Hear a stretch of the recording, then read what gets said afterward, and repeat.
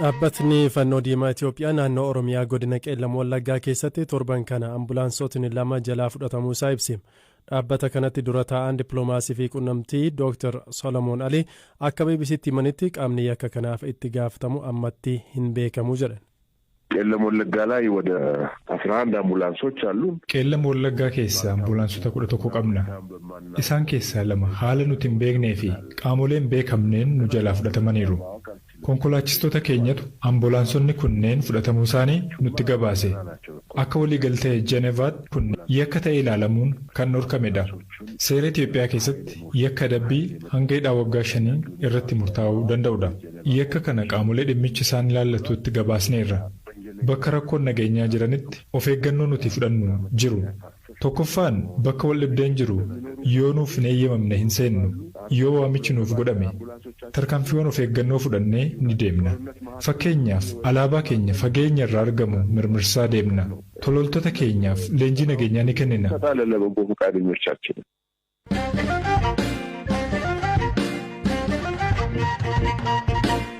Hidhattootni TPLF waliin hariiroo qaban naannoo Amaaraa keessatti ta'e jedhanii namoota nagaa ajjeesuu, dubartoota gareen dirqisiisanii gudeeduu fi qabeenya dhuunfaa fi mootummaa saamuu gabaasni haaraan Amnesty International saaxile.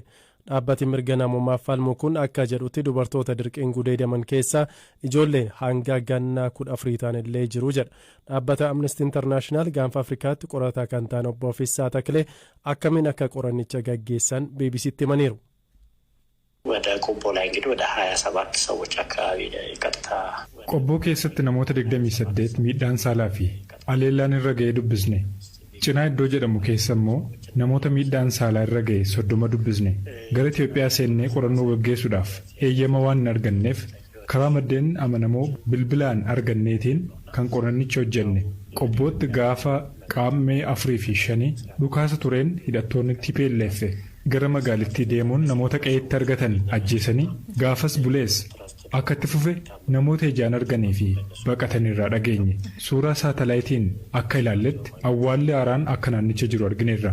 Kaaba Gondar cinaa keessas ji'a gayyaa jalqabee dubartoonni akka gareedhaan gudeedaman kan umuriin isaanii saalquunnamtiif hin geenyes akka gudeedaman dhageenye. Bakka tokko tokkotti ammoo haadhaaf intala bakka tokkotti akka gudeedan dhageenye. Dabalataan ammoo qabeenyi isaanii kaan mancaasuun kaan immoo saamuun isaanii namoota dubbisneerraa dhageenye. Warri miidhaan irra ga'e yeroodhaan yaaliis argachuu hin dandeenye ture. Hospitaalonni saamaman hojjechaan turre. Booda gartokkeen isaanii yaalii argatan. Sa'aatii 72 keessatti qorichoonni fudhatamuu qaban jiru garuu hin argatiin turan. Dubartoonni miidhaa kanarraa ka'uun dhibee akka fiistulaaf saaxilaman jiru. Yakki humnoota TPLF raawwate kun yakka waraanaa fi sarbama namoomaatti ilaalamaa jedhan obbo Fissaan. Waraana keessatti namoota waraanicha keessatti hin hirmaannee fi namoota nagaa ta'an gara biraan ammoo waraana keessatti hirmaatanii miidhaan kan irra ga'ee fi booji'aman ajjeesuun seera idil addunyaan yakkadha. Qobbootti gochoonni namoota nagaa irratti raawwataman akka seera idil addunyaattis ta'e Itoophiyaatti yakka waraanaa jedhamuun galmaa'uu danda'a. Dabalataan ammoo yakka namoomaa irrattis raawwate jedhamuudhaan ilaalamuu danda'a. Yakka cimaa idil addunyaati waan ta'eef namoonni as keessatti hirmaatan dhiifamas hin argatan. Kanaafuu yoo danda'ame biyya keessattis mana murtiitti dhiyaachuu qabu. Yoo kun hin taanes gara mana murtii idil addunyaatti geeffamuu danda'a jechuudha. Erga waraanni kaaba Itoophiyaatti ji'oota 15 dura jalqabee yakki adda addaa naannoo Tigraay keessattis namoota nagaa irratti raawwataa turu dhaabbileen mirga namoomaa gabaasaa turan. UN fi gamtaan Afrikaa sarbama mirga namoomaa naannoo waraanaan miidhaman keessatti qorachuuf wixinee yaadaa dhiyeessanii ture. Mootummaan Itoophiyaa garuu gaaffii dhaabbileen kunneen dhiyeessan hin fudhannee kan jedhan obbo Fissaan gabaasni isaanii ammaa kunis yakka raawwatame guutuu haguugeera jennee hin amannuu jedhan. Yakki wal fakkaataan naannoo Tigraay keessattis raawwachaa turuusaa yaadachiisan. Gochoonni gabaasa kana keessatti raawwatamaniiru jedhamuun dheeraman Tigraay keessatti raawwatanii akka ture gabaasne beekna. Gochaan kun yakka ta'uun isaa nama gaafachiisa waan ta'eef hooggantoonni osoo ilaalanii callisanis gaafatamuu malu akka dhaabbatu gochuu qabu. Kan biraan ammoo namoonni as keessatti hirmaatan seeratti dhiyeessuu qabu. qorannoo gaggeessuun murtoo akka argatan gochuu irratti xiyyeeffachuu qabu. Kana boodas akka wanta akkasiin deebine barumsa kennuu fi hordofuu qabu.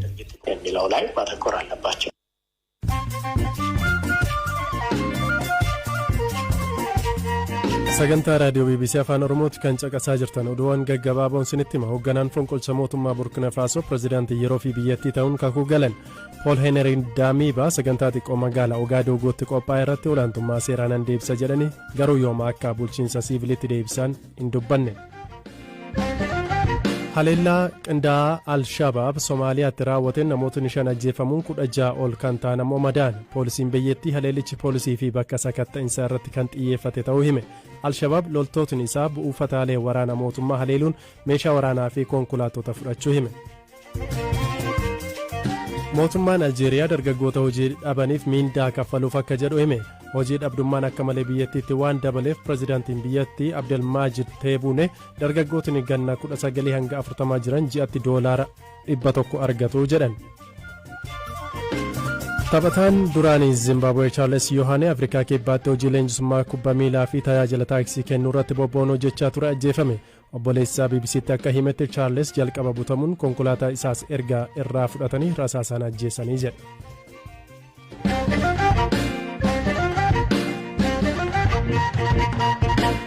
Itiyoophiyaatti namootni labsii yeroo muddamaan hidhaman hatattamaan akka hiikamaniif mootummaan US gaafate.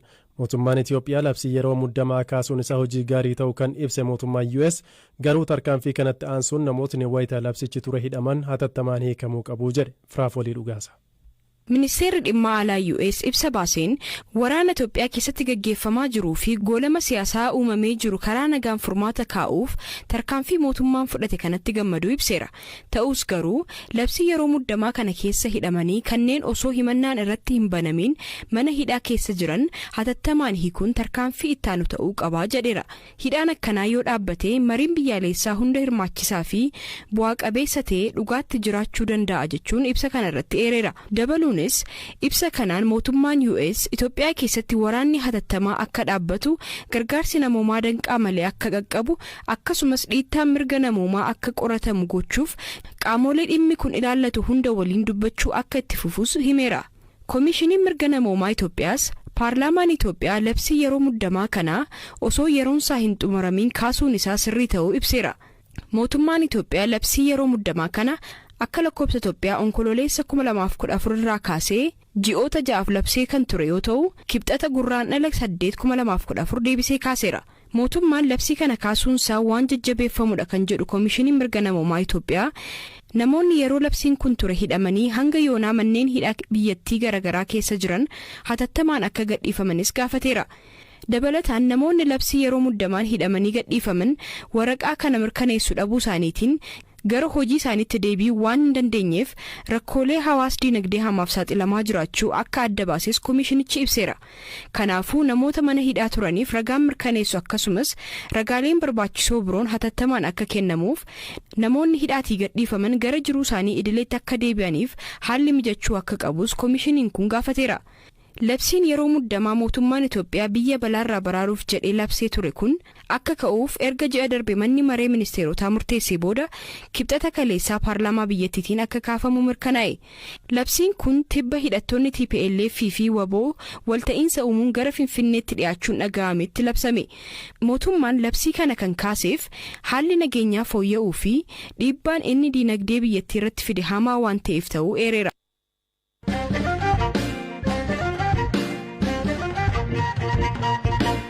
Qondaalonni abaa'oo mana hidhaa jiran tibbanaa lagannaa nyaataa irraa turaniiru. Kanarraa ka'uun jaarsoliin biyyaa mana hidhaa isaan jiran deemuun akka nyaata nyaataniif erga kadhatanii mana yaalaa geeffamuun gulukoosii akka argatan ta'eera. Namoota jaarsummaa deeman keessatti pirezidaantiin waldaa Maccaa Tuulamaa Obbo Dirribii Damusee fi Piroofeesar Asaffaa Dibaabaa argamu. Obbo Dirribiin deemanii maal akka hubatanii fi dhimma isaanis mootummaatti dhiyeessuuf hanga ammaa maal gochaa akka jiran BBC'tti himaniiru. Gaafa guraandhala 8 nama 6 nama nyaata lagate akka fidanii namni bilbilee natti hime jarri kuni baay'ee dadhabaniiru jaarsi biyyaa isinumaa mee dhaqaatii gaafadhaa ani maatiidhaan aan jedheen namicha sirriitti hin beeku jara garuu beeka ganama sana gaa jaarsolii biyyaa as keessa amma nama obbo Alamuu Hordofaafaa jedhamanii jaarsi kun 90 keessa umuriin isaanii naannoo dhumti mana bulchiisa sanaayyuu lafa isaanii duriiti sitti nama kabaja qabanidha. Buraayyuu jechuudha. Buraayyootti anaanis walitti dhiyeenya qabnaa. Sheek Kadir nama jedhamus naannoo kanatti isatu naa bilbilee isa saanee ganama namni jaha dhaqnee naannoo kana aaddee Arfaasee Diroos keessa jiru akka irra buusaa komaandarri kan isa ajaju komaandar dheeressaa jedhama. Inni Finfinnee dhaqeera. Innuu galgala marga qabatee kadhataa ture midhaan nyaadhaa jedhee hakiimis fidee ilaalchisee jarri kun du'aniiru yoo gulukoosii fudhatan malee midhaan akka hin nyaachifne jedhe hakiimiin jedhanii poolisoonni nutti himanii isa booddee garuu isinitti hin finnu komaandarri yoo dhufe malee seeruma wattaaddaraati walitti hin finnu nuun jedhanii.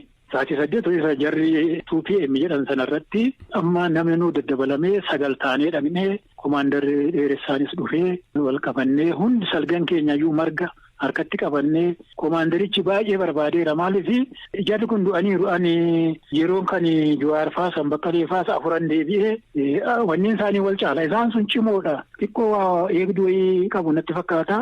Isaan kun lafeedhumaa fi gogaatu walitti jira. Du'aniiru.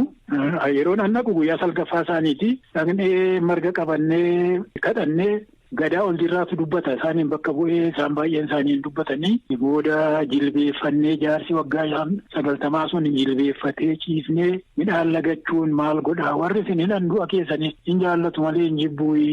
Midhaanuma nyaadhaati booda maaluma rakkoon keessan jennaan bakka 10 hidhamne egguma hidhamne waggaa tokko keessatti bakka 10 hidhamne mana handaaqoo keessatti nu hidhanii nama arguu nu dhoowwanii ol nu joorsanii gan nu joorsanii duuneedhuma obbaafannaa jenneetu qabsoo keessatti immoo waa tokko gumaachinee dabarraa beellamni manni murtii isin hin barbaadu jedhee nu gadhiise maal hidhamuun keenya maal jedhamaa jedhanii akka irrumaa jala laasifataa deemnee garaa laafaa deemanii kenna isaan hin dubbatu ija isaa duwwaa arginaa. Battee maaloo du'een mana obbaafadhaa na dhiisaa jedhee jaarsi waggaa 90 sun Doktorri Asaffaani hin ciise lafa qixxuma isaa ciise inni batteen firaashiirra jira Doktorri lafa wayyee dhumarra ciise maal inni kan kadhataa jiru amma midhaan nyaadhaa miti gulukoosii fudhadhaadha. Gulukoosii akka fudhataniif. Gulukoosii akka fudhatanidha. Komaandar dheeressaanis kan manaa kadhadhaa jedhee kadhannee isaan haa toluu tole nuun jedhanii akkuma isaan jedhaniin komaandar waraqaa wannaa. Warra waa'ee ta'ee waan adeemus ambulaansii ajajee fudhatee poolisii hospitaaliitti geessee mootummaa bira dhaqxanii rakkoo keenya walitti nu himtan waadaan nu galtuu jedhan isinii gallaa bakkuma jettaniin dhaqnaa jennee. Waajjira pirezidaantii deemtaniittuu jedhani maal isiniin jedhani? Akkuma jirrutti waajjira pirezidaantii naannoo Oromiyaa obbo Shimallis bira dhaqnee akka irra buusaa obbo Shimallis waajjiran jiranii nama Mogosee Da'ee jedhamu bulchaa biiroo sanaati isaaniin argannee baay'ee isaatii dheeraa wajjin haasofne amma yoo beeklamaan jirraa jedhanii murteessuu hin danda'u garuu akka midhaan nyaatannoo kadhadhaa haalli isaanii akka ilaalamu hin goonaa ani kanuman isiniin jechuu danda'a yeroo obbo Shimallis galan immoo deebisanii dhuftu nuun jedhanii. Kabajamtoota dhaggeeffattoota keenya oduu isaa kanaan xumuriin dura dubbii Raashiyaan loltoota ishee daangaa Yuukireen irraa kaasaa jiraachuu himtee dhugaa ta'uusaa ammayyuu hin argine jedhe neetoon barreessaan waliigalaan neetoo Jin Stoltenberg inumaayyuu Raashiyaan qophii waraanaatti jirti jedhaniiru.